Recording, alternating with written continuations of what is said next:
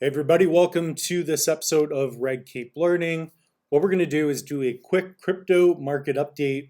And of course, Bitcoin, we're still hovering at about that $23,000 mark. Of course, that's going to be USD. Ethereum had a decent spike today, kind of went back down. So we'll even cut over to the big screen for you. What I'd like to see though is that Cardano here, we are up quite a bit. So Cardano, we're at in the 8th place, so that's going to be by market cap. So I think it should pass Binance and XRP pretty soon. And there's a big gap, right? Basically, USD C and BNB, they're at about the $50 billion range. And then you also have, Cardano, which is like half of that. So there's a big difference between, coin number 1 and 2, and then so on. There's a lot of differences. So when people talk about the flippening, for example, for Ethereum and Bitcoin, that's going to be if Ethereum can get the same market cap, if not pass Bitcoin. So right now it's at 208. That's billion.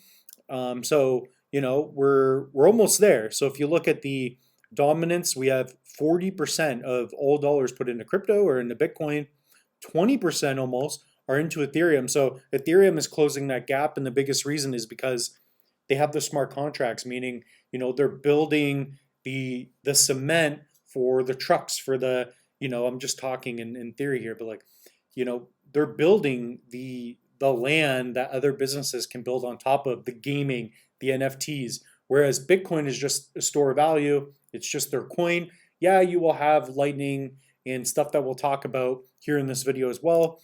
But Ethereum just has more going on in the sense that businesses will want to use it more for day-to-day purposes, for accounting, for anything DeFi related, for the monetary system, all this stuff. It's going to be a lot of different protocols will be done on the blockchain, and that's going to be through Ethereum. That's going to be the underlying thing, okay? So let's get into what I want to talk about in this video, and that is just the future of Bitcoin in cryptocurrencies. So I made this little graph, so I'll zoom into it here. So when you think about Bitcoin, essentially in 2009, that was, these are just rough estimates, but basically after the 2008 housing crash, Bitcoin came out not too long after. And Bitcoin was virtually, worthless. It was worth, less than a penny. So at the time, when this first started to happen, the first blockchain was Bitcoin. And what you could do is you could send payments peer to peer. You could, get your Bitcoin, which is represented as Satoshis, right? Fractions of a penny. And then you can send that peer to peer. So peer to peer transactions, right? So that's known as a layer 1. So a layer 1 is going to be basically the first blockchain of that project, right? So Ethereum is a layer 1. Polygon would be a layer 2 to that. We'll give you examples here. Cardano is layer 1. And then you'll have projects like Meld, Cornucopias. Those are layer 2s that are on top of it. Just like Bitcoin is layer 1. Bitcoin is its own blockchain, and it's kind of supporting what is to come in the future of the entire Web3, okay? So that's what we're going to go over a little bit here. We're going to try to keep it pretty cool and exciting. So if we zoom out just a touch here, you've got Bitcoin. The first time you could genuinely send, a digital asset that you could not duplicate or mess around with, right? You know that when you're receiving a Bitcoin, you're getting Bitcoin.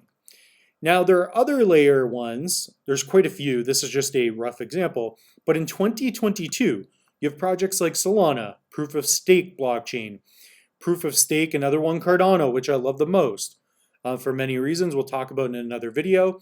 Ethereum, an all-purpose blockchain. This was the big one, right? And Ethereum came out prior to 2022, but if this gives you an example of where we've gone already, it's already pretty sweet. So you can see that, if you imagine it this way, you've got things like Solana, Cardano, Bitcoin, Ethereum, and Polygon, and DOT.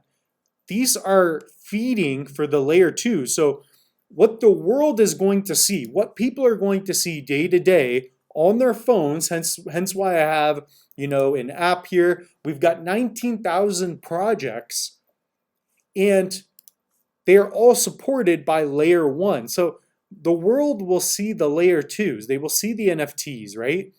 This is what the world will play with. They will see, the crypto.com app, and they will see, Engine. They will play with stable coins, all these different things.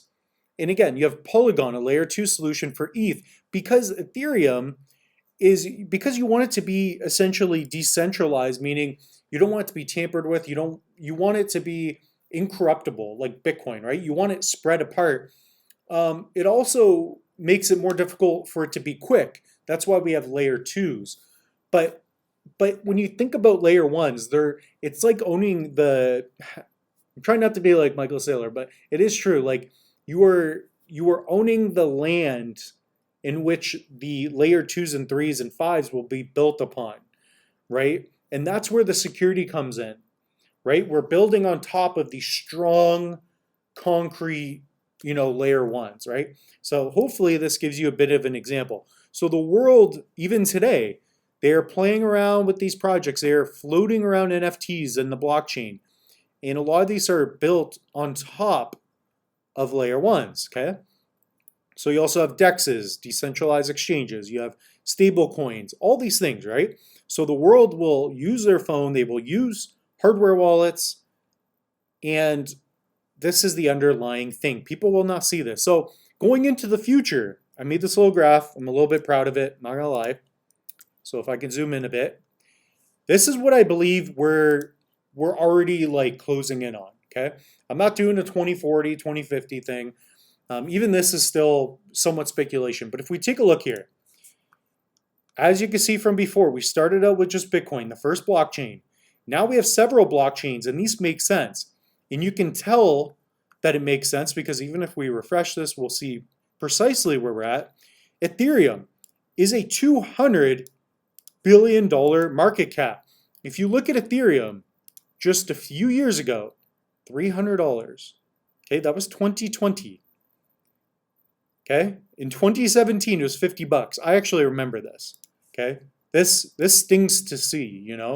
I had friends telling me, "Oh, Ethereum, you got to get Ethereum." I'm like, whatever. I messed up, but I'm not messing up anymore.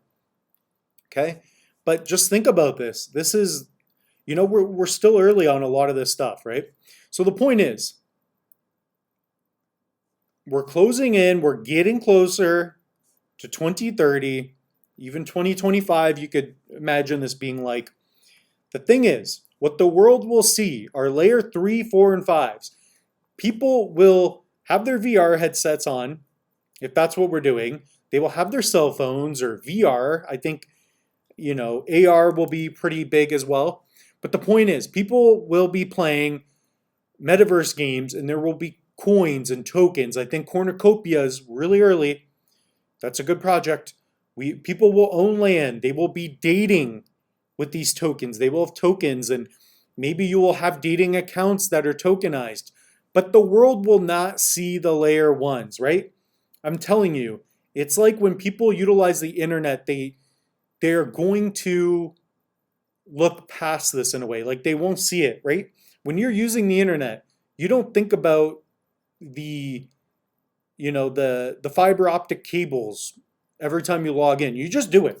You're on your phone, but you don't think about how your connection is getting here, right? That's the point I'm making. What people will see is they will see the layer ones, okay? So I even put these little like institution type things, but this is what you can buy now that people will build off of. So for example, you will have Google, Facebook, Apple, Amazon. I even connected it to Ethereum. These are somewhat prediction based, but you should be thinking like this too, because this is what makes sense to me. So Amazon, you'll have stable coins, you have Polygon, okay? All these companies will be, they will be leveraging, Avalanche, Solana. I put these on the side, but the point is that the layer ones are like the pipeline that are spitting out the layer twos, the threes, the fours, the fives. You will have DeFi, banking. You will have shopping, gambling. These are things that I think you should think about. So when you want to get into cryptocurrencies, get into the projects that are going to do well, like Cardano. They are taking their time. They have their Vossel hard fork coming out. Research that. If you want me to do a video on it, definitely let me know. If you want to learn more about cryptos, in the link in the description below, I will have links to courses. You can use promo code CRYPTONEWS, okay? And there I have courses on NFTs and how to buy and sell, like everything. It's organized in a way where you don't have to spend 5 years like I did. You can learn in an hour or two, at least some of the courses, okay? So the point is, in the future, I really believe this. Your homes, your cars, you will be in meetings. This will be what we see. But underneath, in the pipeline, at the core of everything, these are like the minerals of layer ones, okay? These are going to be the ones that I think will win.